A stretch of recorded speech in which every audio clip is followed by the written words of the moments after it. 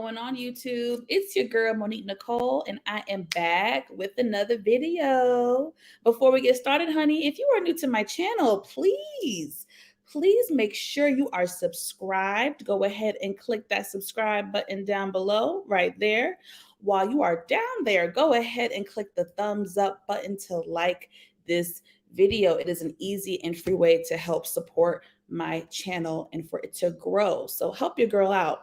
Now, y'all know I don't usually hop on this early in the morning. Truth be told, I was supposed to do this last night, but I was very tired, had a headache, child. So I just was not up for the task. But here we are. I'm trying to do this real quick before I have to start working. I don't expect much people to, be in, the live review right now. So replay crew, I'm counting on you to show support by liking, commenting, engaging in the comment section, for the replay crew. And for those that do tune in, thank you. I appreciate you. I have a couple people in right now. I appreciate you guys. Make sure you like this video to help support your girl. And we are here to discuss raising Kanan. This is episode 8, you guys. We are almost done, baby. We are almost done with this season. And I really don't want to see this show end. This is my favorite spinoff. I say this every time I review it. It's my favorite spinoff. So I'm going to be sad whenever the season finishes. But it's been a good season. Episode 8 was really good. The last couple episodes have been really, really good, very consistent. I have a lot of notes. I have a lot of screenshots. So let's, get into it so I can cover everything before I have to start working. All right, honey. So the episode starts off. So Rock decides to pay Palomar a little visit. So she heads to the projects, honey, to pay child molester a visit. So she lets her know, look, Trick, you need to stop messing with my son. I heard about you.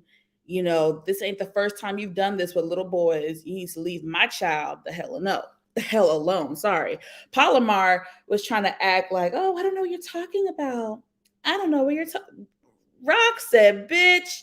She pulled that gun out so fast and basically threatened her to leave Kanan alone. So no more vintage coochie for you, Kanan. Sorry.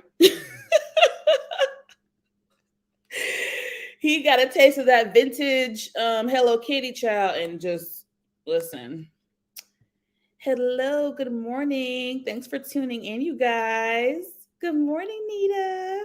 Y'all know I don't do the morning stuff, but hey, gotta get it in when I can. So let's see what happened next, child. Because like I said, I have a lot of pictures and a lot of notes. So something to add to that. Famous was eavesdropping around the corner. When Rock left, before she left, she gonna tell that boy, go to school. And this is my issue with the writers. I know it's subtle. It's something very small.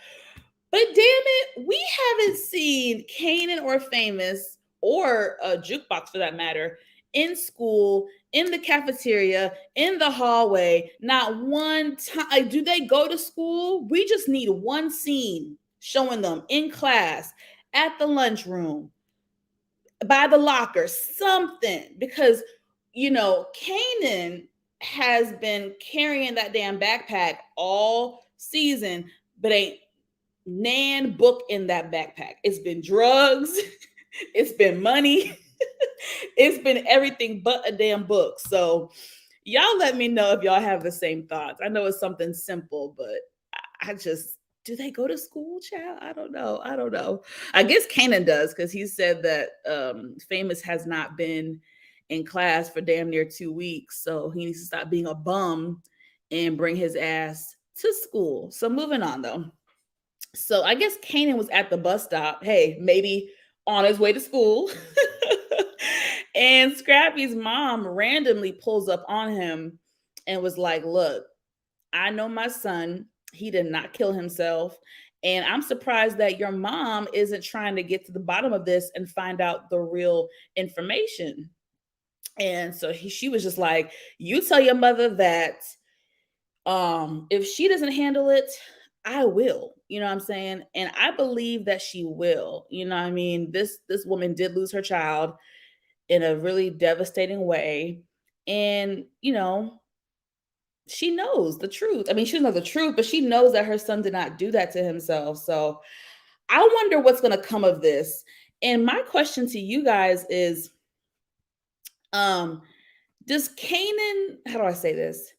Kanan doesn't know the truth, right? Is he just speculating that his mom is lying because she lies about everything else, right? Because later in the episode, when he kind of confronts her about it and lets her know that Scrap's mom, what she said, I'm just kind of like, well, he doesn't know the truth about Scrap, so I'm assuming he is just speculating that his mom is lying because hell, she lies about everything else. So that's my thoughts. Let me know what y'all think as far as that topic goes. Okay. Very much so. Very much so. I'm a little bit alarmed for him. His place looks terrible, like Jukebox says. That nigga is not tidy. In the words of Jukebox, up, and here we have Simba. He's acting kind of bad this morning, so he about to be on punishment. Say hi, Simba. Mommy has to hurry though. Mommy has to hurry. Okay, where we at, y'all? I'm gonna try to speed this up because y'all know I like to talk. So I need to speed this up. Okay. So we have Raquel at yet another dinner with Caviar, aka Cartier. And he's on the phone, right? So he gets a phone call and finds out that Tremont, his worker from last week, got arrested. And so Cartier was like, well, shit, let his ass sit there for a little while to teach him a lesson. And of course, Rock eavesdrops and, not really eavesdrops, but she's there. So she hears the conversation naturally. But, she's scheming and plotting. So I think later on she calls the precinct to try to get him out of jail. I guess she knows somebody there, so it's a favor from somebody that she knows to try to get him out of jail. And basically, it's all a part of her plot and scheme to get Tremont on her team. Y'all know how I feel about this. Y'all know I am very much so against this idea of her trying to scheme and plot against Cartier. I think Cartier would be an excellent ally, an excellent muscle to have on her team, someone that she can learn from, someone she can get ideas from, someone that she can use, if she needs to, someone that she can have in her back pocket. So I am completely against this idea. I like Rock, but she gets on my nerves. I'm gonna go in on her later. So I'm gonna save my rant for the end. But yeah, I'm totally against that. This is really a nothing burger. I really could care less. Lulu roughs up the guy to get Zisa's record play on the radio, whatever. I really don't care about their storyline too much. Okay, so this is when it starts to get good. Let me see, where is this picture at? Because you guys, when I upload these pictures, they get jumbled up. So I initially have them in order and then they get jumbled up. So please forgive me. But here we go. So my bae, Unique, hey. So Marvin meets up with Unique. Unique basically tells him, like, look, Marvin, Marco is dead. I know y'all had a little plan together. Shit went south. At first Marvin tries to deny it, but then Unique was like, you need to find out who the other guy was that was with Marco, because if he's still alive, that means he's still talking. And if he's talking, that means you are screwed. And if you're screwed, that means we are screwed. So you need to figure some shit out right now. I mean, this is Sal's son. Like, this is like the worst case scenario. Okay. The worst case scenario that could happen. Of all the people to get killed, you kill boss man's child. His only child at that. So yeah, we know it's a mess. Moving on to a not so pleasant scene. Jukebox, poor Jukebox, you guys. She just got straight up ambushed. She's on her way to Kenya's house thinking they're gonna have a fun day together. She's like, what's so important that you have me skipping school? You know what I'm saying? That's kind of a big deal to have your child skip school. Child, it was a straight up ambush, an intervention. um what do they call it, a conversion thing, just. And my question, I think we all have this question: when the hell did Kenya get confirmation that Jukebox was a lesbian? When did that come? Did she just put pieces together? Because we do have to remember that when they first met each other, Jukebox was still Jukebox. She was still dressing like Jukebox, baggy clothes, all that stuff. So I wonder, did she take that? Did she take tidbits of the conversation with Juke's old crew? Did she take? I'm assuming that she just took tidbits from here and there and put it all together. It's still a weird assumption to just make just like that. But child, she made the assumption, and they had a damn religious conversion session that was traumatizing. And you know what? James, that crossed my mind. Did y'all notice that the boy that she went on a date with was in the background? So he was present for that. Now, I don't know if he was forced to be there or was he in on this plot the whole time? I don't know. They didn't really put the camera to him. We couldn't really see his facial expression. So it's hard to tell what his stance was on the situation, but I did think that as well. So that's a good prediction. Very good. But yeah, no, I mean, it was quite traumatizing to watch, and to know that they actually do this in real life is upsetting, especially back in the day. They really did this. And it's just sad how people use and weaponize religion. So they pray over her. They say all these chants over her. They make her watch porn of a heterosexual couple, which was just weird and psychotic to me. They hit her on her hand, and it was just terrible. And Jukebox is looking to Kenya for some type of help or something, and she's just like, "Oops, sorry, baby. We got to get that demon out of you." That's how they're acting. So. Oh my gosh. Moving on. So we have Detective Howard. He goes and speaks to the captain basically to complain about Burke because she's going through his personal files and his records, and which is messed up. She's not supposed to be doing that anyway. The captain lets him know that Burke has bigger things to be worried about. And, Nicole's parents are not letting this situation go. They are blaming her for Nicole's death and think that she's involved because, the night that she let Jukebox go, it was just, it's a whole thing. So Burke got bigger fish to fry. Okay. So she needs to leave Howard the hell alone.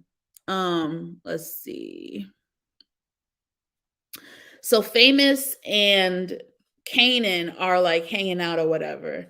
And Famous lets him know, like, yo, your mom came up here earlier and scared the shit out of me. And he's like, what? So he goes to Palomar and she's like, sorry, baby, I can't do this no more. And the way that boy was fiending, he was fiending. He was like, no, baby, no, please. Don't let it be over, please, baby. He wants, he wants that vintage cooch so bad. Kaden was like, no, baby, please don't leave me. Palomar. So I think that's curtain close on Palomar. I don't really think we're going to see her anymore. She didn't really serve much of a purpose. But while he was kicking it with Famous went through his bag for some odd reason and found the DNA results from Howard. I guess Kanan never looked at it. He never properly reviewed it. I'm assuming he was probably too scared, I guess, to look at it.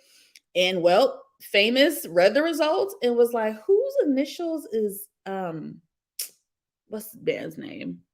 MH, right? I think his name is Malcolm Howard. So Kanan damn near had a heart attack in that moment. His heart just stopped when Famous said that. So he has confirmation that Detective Howard is indeed his pappy. That's his father. So I feel bad for him. It's like his whole life has been a lie. His mother is just a big fat liar and has lied to him his entire life. So that's pretty damn big. That's a pretty big deal. You know what I'm saying? Famous needs his behind kick for going through facts.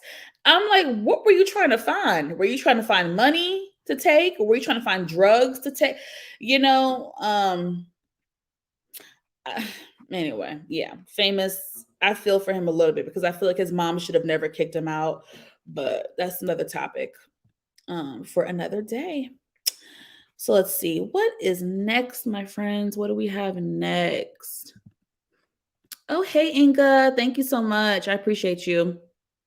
Yes, honey. Thank you so much for popping up. And make sure you watch later and be a part of the replay crew. Thank you so much. I appreciate you. Let's see, y'all. What's next on my handy dandy notes? Oh Lord. Let's see.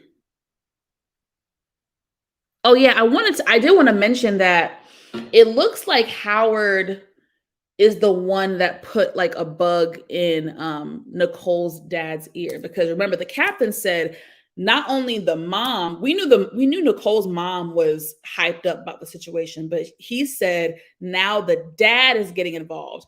And what happened last week, you guys, at the very end of the episode, we saw Howard go to Nicole's father's house and was like, hey, I want to talk to you about Detective Burke. So Howard is smarter than we give him credit for. He's smart. He is taking heed to the warning that Rock gave him as far as Burke being nosy and asking questions. So this is actually a part of Howard's plan. So I have to give him a little bit of credit. He is starting to be proactive and trying to do things to stop Burke from investigating. But as we see, this chick is still being nosy and she just wants to die. In my opinion, she just wants to freaking die. So we see Sal, right? He is at his house. He is grieving the death of his son. We see family members come by to give their condolences about Marco's death. And so Sal and Unique end up having a conversation, and Sal is like, look, I need to get information. I need to know who the hell was with Marco that night. I know, my son had his ways, and Unique was like, Marco kind of did his own thing. But Sal is like, I know, but I need answers. I need to know how the hell my son ended up dead.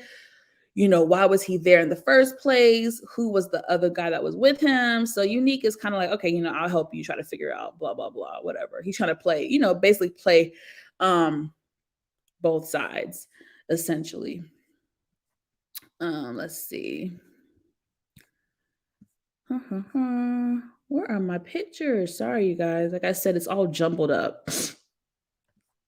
So then we see the captain calls Burke into the office to have a conversation, and he tells her to stop digging into Howard's files. He says, he has eyes and ears everywhere, honey, and you are already on thin ice, so you need to stop. But does she stop, you guys? No, because we see later on that she confronts Raquel, and I just don't understand this girl. She's irritating me now. I actually think she might be worse than Blanca, because at least Blanca had a real reason to investigate. Like, bodies were dropping left and right. You remember season 6 of Power, like 5 and 6 kind of. Bodies were dropping left and right. So she had a legitimate reason to investigate. Was she annoying? Yes. But she had a legitimate reason to investigate and pry and ask questions. Burke is just being a nosy ass bitch. She has no legitimate reason to truly be this invested. You know what I'm saying? So that's why I feel like she's actually more annoying than Blanca Rodriguez. Okay, but that's just me. Y'all let me know who you think is more annoying, Blanca or Burke. I would love to see y'all's thoughts. Let's see. All right, child. So Rock and Kanan, honey. Rock shows, Kanan the new house that she purchased. However, he doesn't seem that impressed or excited about it. He's actually just over his mother and her antics and her lies. Let's see. He confronts her about Palomar and is like, why did you do that? You should have checked with me first. She's like, little boy, you are my child, and that is a grown-ass woman who's a rapist. I don't need to check with you about anything. You know what I'm saying? And he's like, oh, well, she didn't do nothing that I didn't want her to do. And Rock was like, boy, you might think it's cool now, but you're not always going to feel this way later in life. And he was like, oh, I bet you would know something about that, wouldn't you? Basically. And she's like, well, if you got something to say, you need to say it with your damn chest, boy. Say it with your chest. Say it with your chest. Their shit be so funny because it's like Kanan still be like such a punk. Like he's so scared still to truly confront his mother. Like I thought that he would have brought up the Howard situation, but nope. So I don't know when they're gonna have their big like argument where he just lashes out on her, but it hasn't happened yet. But anyway, he also tells her about Scrap's mom popping up on him, and of course she's still going with her lie and saying, well, he offed himself, so she's a mother scorned, and of course she's hurting. And this is my question again. Does he, Kanan doesn't know the truth about what happened with Scrap. I'm assuming that because his mom lies so much, he's just like, well, you're not telling me the full truth.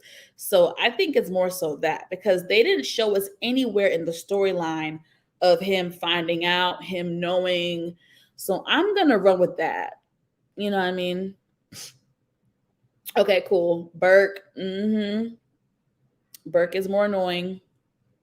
Thank you so much. I appreciate you. Yes, I'm glad y'all agree. Burke is definitely more annoying than Blanca.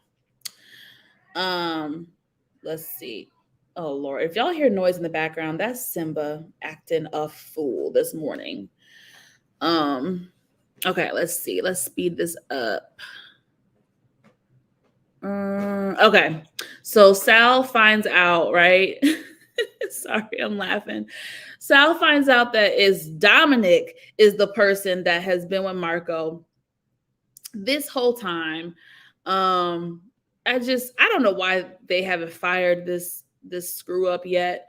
But yeah, he finds out that it was Dominic was the person that was with Marco the night of the killing, and he is pissed off. He eventually goes to the hospital and confronts Dominic. This is where he finds out that Marvin is the one that came up with this plan. Marvin is the one that was in cahoots with Marco and that they were working together, all that good stuff. This guy, he was just so annoying. Like, oh man, I could have been a goner. The doctor said if I lost just one more ounce of blood, I would have been dead. I am so sorry, Sal.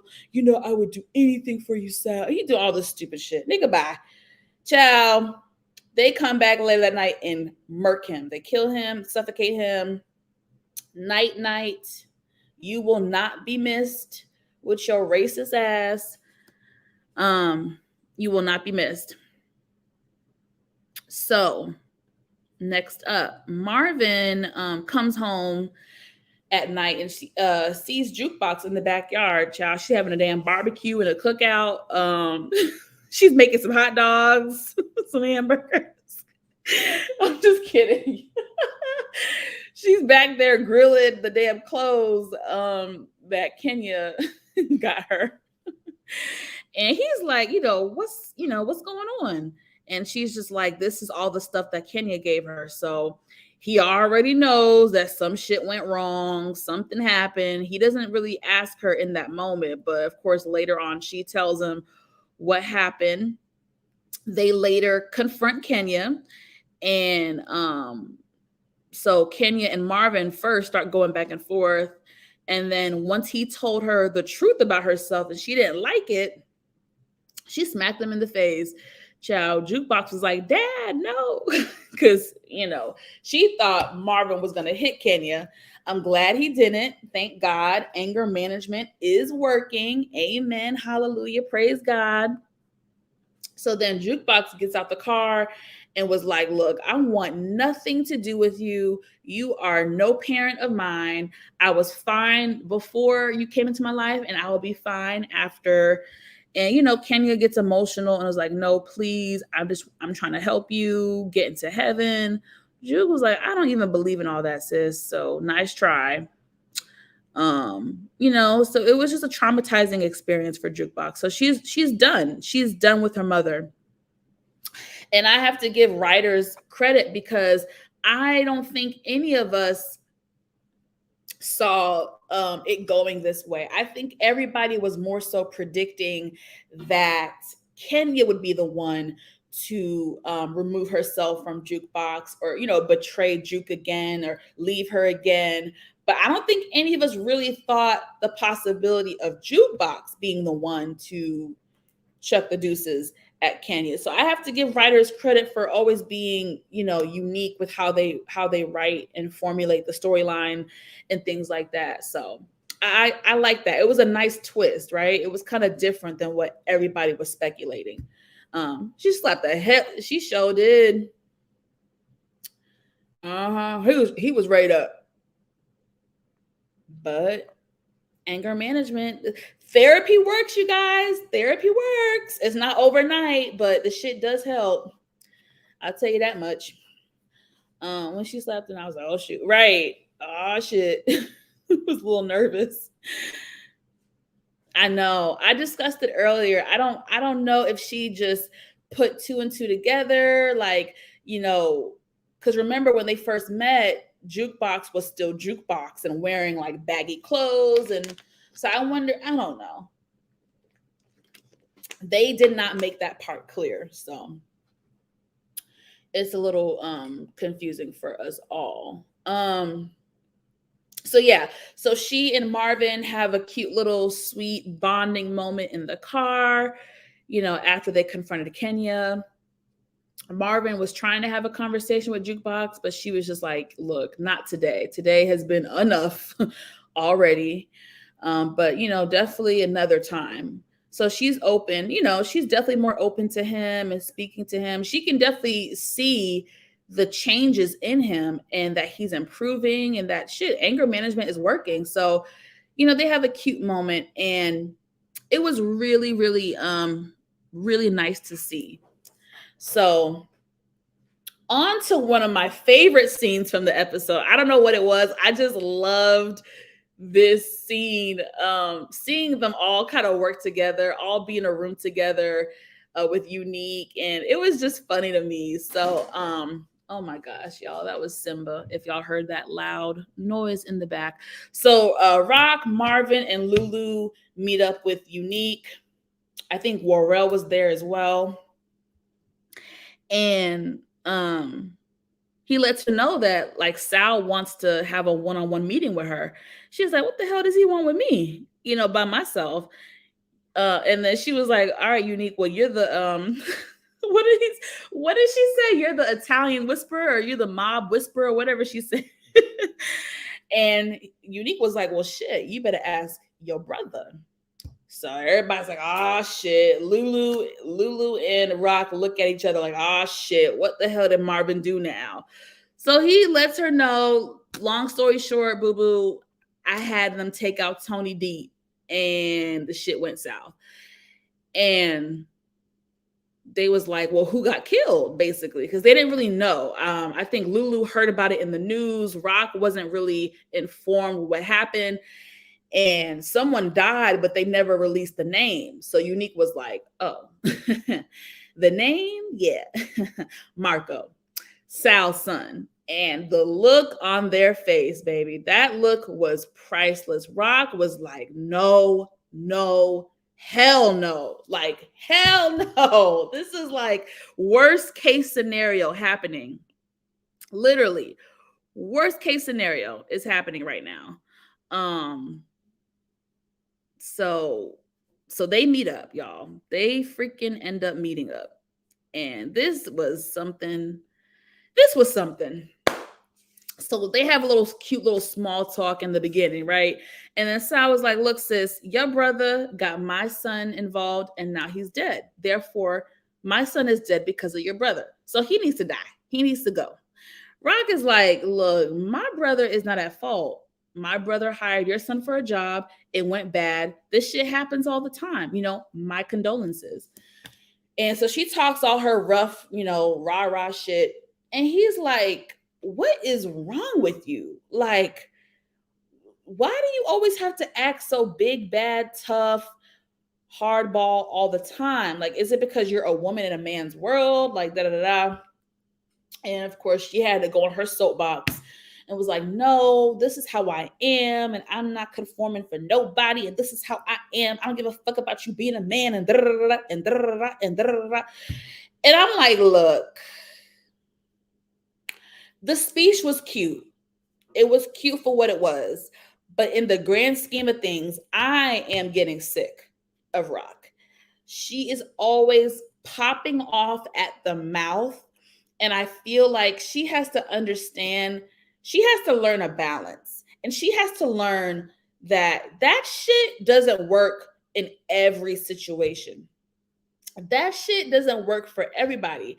Like Jay said on Lamont's channel the other night, like she always thinks she's the smartest one in the room. And it's like, baby, smart people know that there's always someone smarter, or at least on their caliber. So on their level. So for you to always walk around, it's just,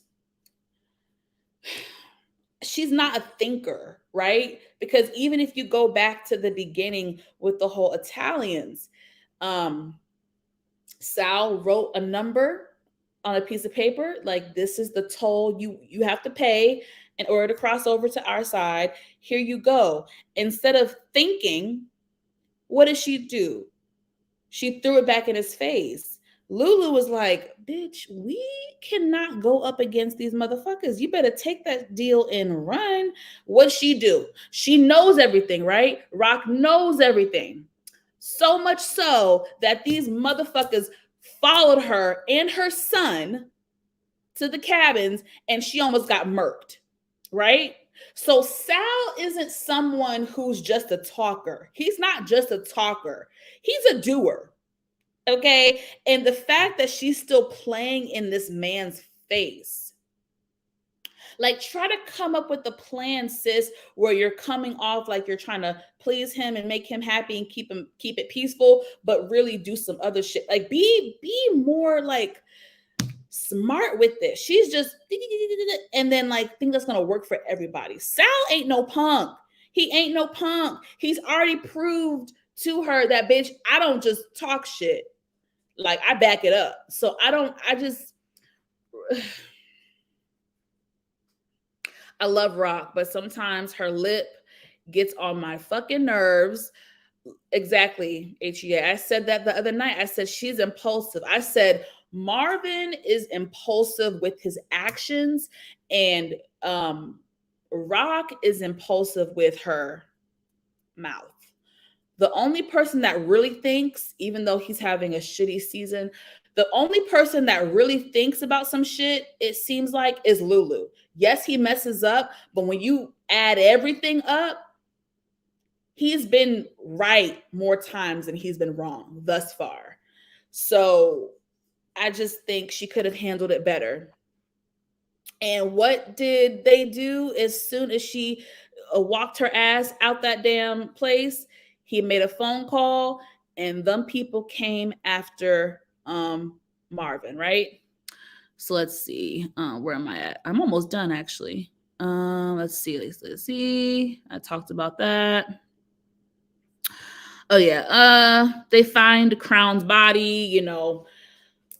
It's like a whatever. I mean, I think they're gonna question Lulu and all that. I think it's gonna get like nerve-wracking at some point, but ultimately I think he's gonna get by. I don't think he's gonna get hemmed up for this.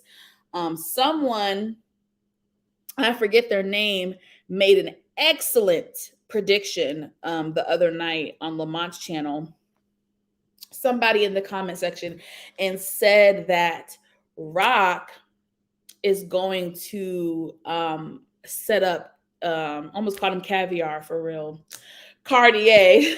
So Rock is going to set up Cartier to take the fall for Crown's body.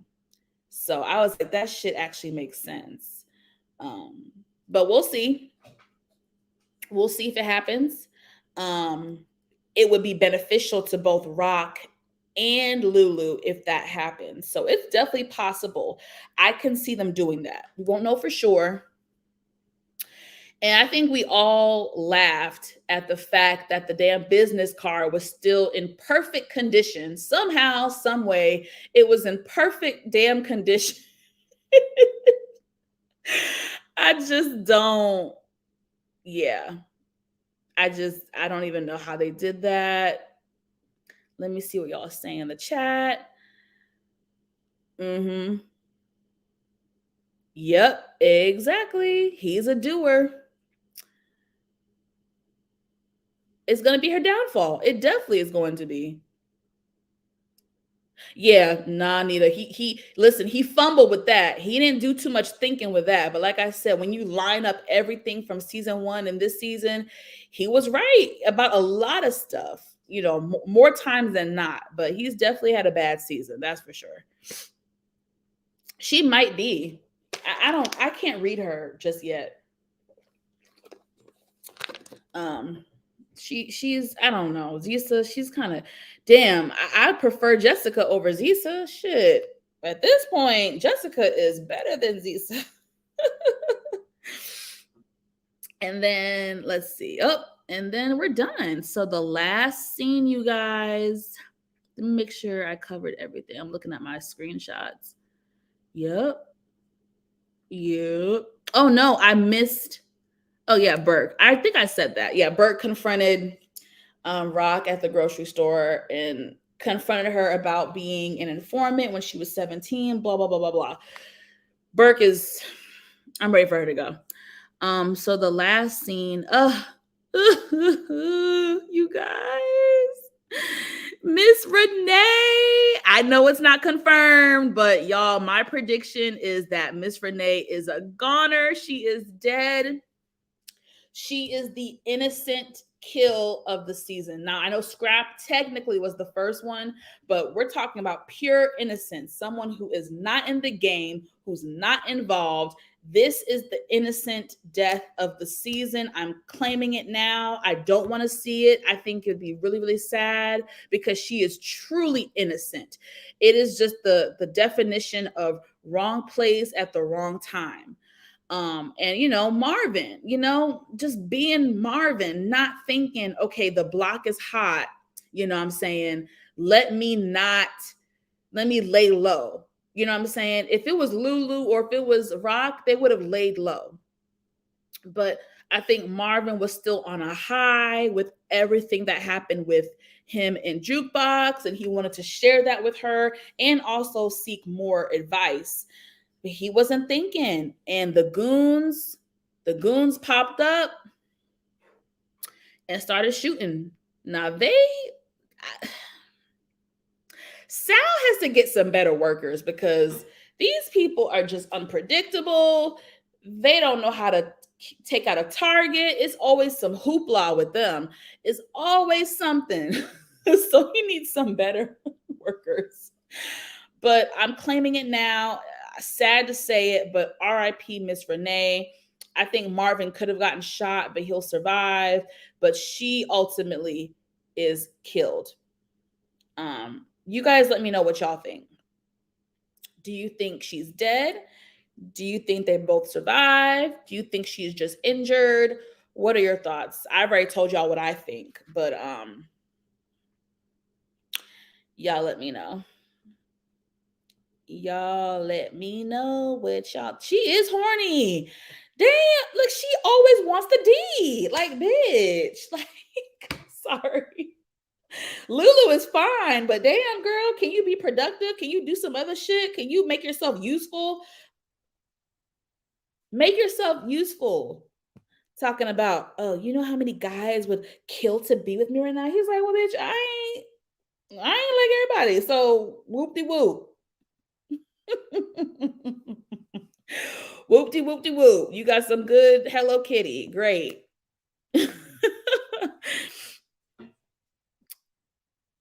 Oh yeah, Marvin is not dead for sure. For sure. For sure.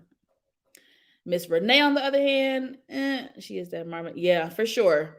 This is going to be a pivotal moment in his life. It's going to change him. It's going to affect him forever. Someone as wholesome, as kind, as innocent as Miss Renee getting killed because of him, in front of him. This is going to change Marvin's character forever, you guys, in a very significant way. So it would be for a good storyline if they do it that way. Yeah, right. Because it's like as soon as he's doing all this growth and changing, he's about to become savage. Marvin, what? Y'all killed Miss Renee in front of him? He's about to be savage. Now, you guys, make sure you guys like right now. Everybody who is watching this video, honey, click the thumbs up button right now. It's an easy and free way to help support my channel and for it to grow and to reach more people and more viewers. Make sure you have the notification bell on as well. That way you will get notified whenever I drop new content. I want to thank you all so much for watching. This was very last minute. I gave no heads up. I never go live in the morning, but like I said, I was supposed to do this last night, wasn't feeling well. So I am here and I appreciate you all for watching. I honestly do. I really, really do. I thank you all for engaging with me and just, being in the comment section. I'm trying to think when. I don't want to lie because I do want to do another video this week, but honestly, you guys, just keep the notification bell on. I will post something on the community tab.